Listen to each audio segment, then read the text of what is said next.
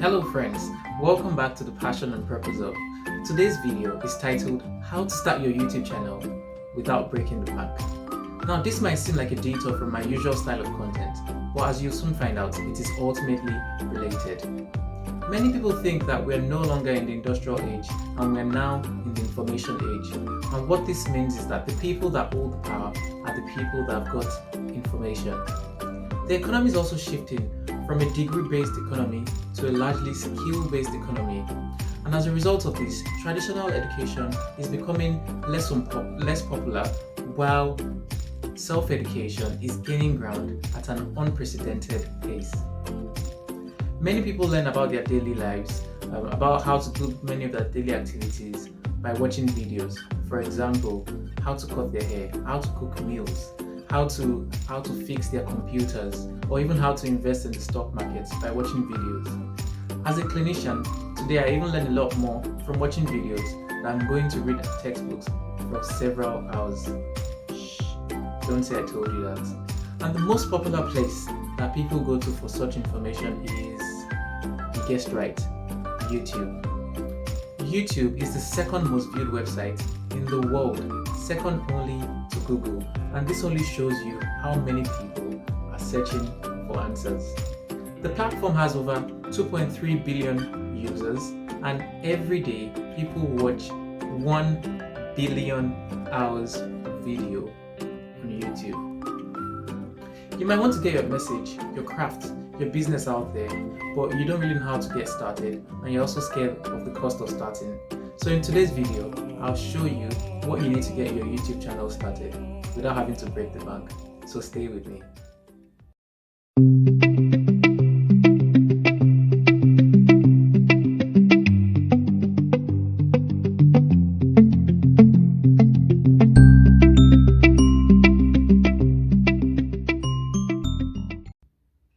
This is the Passion and Purpose of. My name is Tunde Kukoyi, and this is the channel where we share useful information to help you live out your passions and your purpose so you can achieve success and fulfillment in your life. I'm all about adding value so you can be all that you can be. Now, many people have come to me, oh, you have a YouTube channel, that means you must have a fancy studio, a lot of lighting equipment, you must pay someone to do all the editing for you. And when I look at them, I'm like, I do virtually everything myself at almost no cost. You can imagine the look on their faces like, how do you do that? Well, I'm going to tell you today. I've divided into 3 sections. First is the hardware, second is the software, and third is the content. So let's dive right in. Let's start with hardware. Obviously, the first thing you'll need is a phone or a computer that has got an active internet connection. Creating an account with YouTube is easy. Simply log into your browser, type in www.youtube.com. At the upper right hand corner, select sign in. Over down to create an account, select for myself, fill in your details, and that's it. You're all set up. Now the next thing that you need is some form of recording equipment, plus or minus a microphone. Now the type of recording equipment that you will use will depend on what kind of videos you're looking to create. Some people like having professional cameras that have got microphones, and I think this is great if you want high definition videos, or you're doing something like you're going to be singing or playing an instrument. That is super cool. But another thing that you can simply use is your mobile phone. Today's mobile phones are much more powerful than we truly know. What I use is a simple Samsung Galaxy A70, which is, to be honest, a budget phone, and it does the job for me.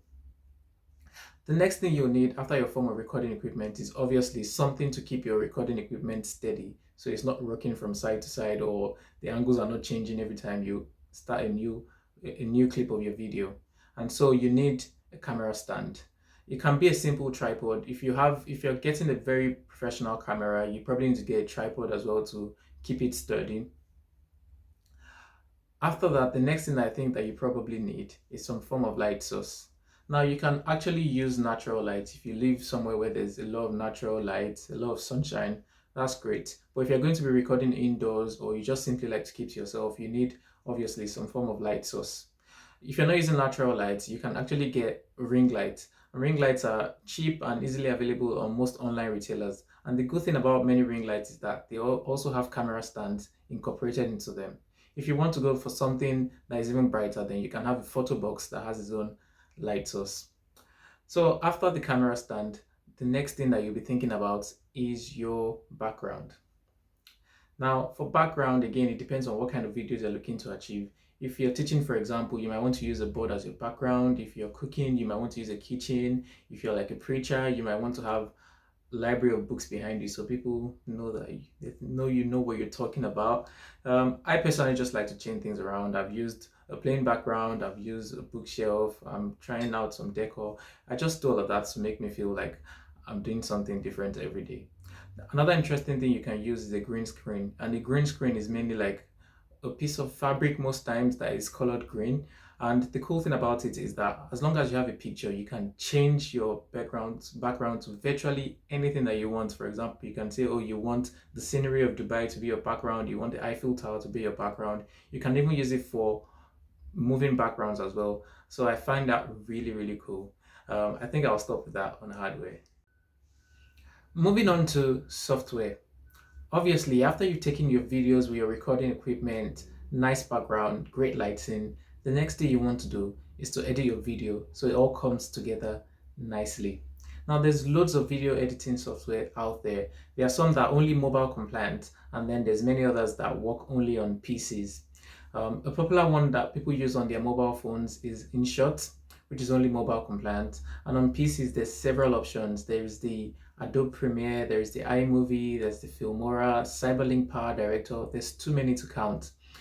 I think for people who are just starting and you're starting on the budget, you can actually create a free InShot account and edit your videos on your phone. I think the learning curve is not as steep as many other ones. But if you want to step things up again, you can go onto the PC editing software, especially if your videos are larger and you want a lot of detail in your videos. At the moment, I use Filmora simply because they have a lot of helpful tutorials online that I can just watch to see some tips and tricks to help me get better video editing done. So after the video editing software, the next thing you'll probably be looking for in today's age of copyrights is your picture stock. This is because you want to add a lot of photos into your video footage so it looks more colorful, more exciting, and you don't want to be having copyright issues. Now, there's loads of Photostock websites out there. For example, Adobe has its own Photostock. There's Dreamstime, there is FreePic, there is Shutterstock, Getty Images. I think the key concept is just subscribe to one so you can always get most of them have millions of photos on them. There's also a website called Unsplash, and that's a free photo stock, but you obviously have to credit the source as well. The last thing which I'll talk about on that software is some form of graphics editor. This is because you want to do things like create nice thumbnails for your videos. And personally, what I think is the best app for this is Canva. Canva is so easy to use. I think it's made graphics designing as easy as ABC. And it's no news that the co-founder of Canva has just recently been listed as one of the richest, youngest people in the world because they provide a lot of value, and the company is now valued at $40 billion. So remember this, that you need some form of video editing software, you need at least a subscription to a Photostock, and you need some graphics editor. And now to the final part, which is actually my favorite part, and that is your content or your message. Now, all the things that we've listed before now are probably as good as useless if this bit is not sorted. A lot of people ask me, how do I find content? And what I tell them is simply look for what interests you or what you know so well, and just think of ways that you can add value to others through it. If you're thinking of how to become more creative, you can check out one of my videos, How to Ignite Your Creativity, to simply get you started. But it's as simple as this. Do you love to cook, or are you a fitness buff? Do you love to sing, or can you play instruments? Are you a car freak? Are you a fashionista? Do you love to travel? Do you love to teach, or do you love to preach? I think the possibilities are endless. Just think of what interests you and what you are a couple of steps ahead of others. And if you find any of such things, then I think it is worth creating a video to show others how to get to where you are.